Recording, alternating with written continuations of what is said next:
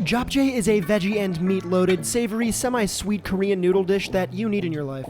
And lucky us, today we're gonna make it. Our Jap journey begins at the mecca of Korean grocery stores, Super H Mart. But also shout out King Spa, throw it up one time, King Spa. H Mart is the best. They have great produce, pretty much any Korean ingredient you can imagine, and a pretty kick-ass hot food area. Growing up with a Korean/Hawaiian/Japanese stepmom, we always had Korean komita at the crib, like at all times.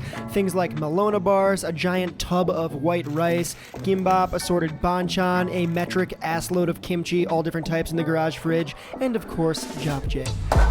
These little umami nuggets are dried shiitakes. We're just going to soak these in hot water for about 30 minutes. Once soaked, I like to remove the stem. It's just a little chewy. Then I like to slice them nice and thin like so. For the protein today, I'm going to use this gorgeous piece of beef, but you could also use pork, chicken, or even brofu, tofu, seitan, whatever you want, honestly. I'm slicing these into chunky boy batons, but you can cut these thinner if you like, then into a bowl. Plop in those mushrooms, a bit of garlic, a pinch of sugar, some soy sauce, sesame oil, some cracks of fresh black pepper. Mix that around and let it sit for about 30 minutes. Now make egg ribbons by drizzling neutral oil into a non-stick pan over medium-high heat. Lay the egg in, season it up a bit, then take the pan off of the heat, flip the egg, then set that aside to cool. Alright, so these noodles are what make japchae. They're sweet potato starch noodles. They're translucent, they look super cool, they're really chewy and quite delishy.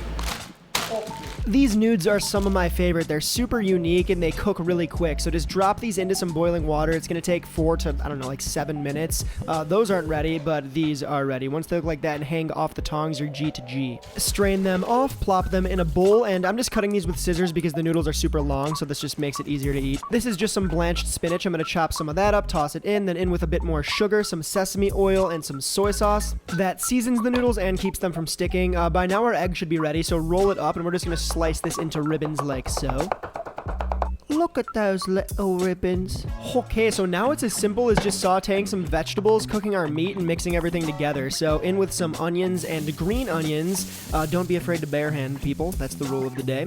Pop in some salt, pop that in the bowl, then we got some red pepper and some carrots, julienne, pop that in the bowl, then our meat with our mushrooms, cook that through. You can cook this through however you want. I like to keep these kind of medium rare. Then, you guessed it, there's a pattern here, some more garlic, some sugar, black pepper, soy sauce, and sesame oil to top it all off. I like to use my hands to mix this through. It just kind of makes it a lot easier. It's kind of tough to do with chopsticks or a fork, so make sure your hands are clean and you should be G to G. Pop that onto a platter and serve it to your friends and family. You can make this ahead of time, you can make it in bulk, you can serve it hot, cold. This is party food, people.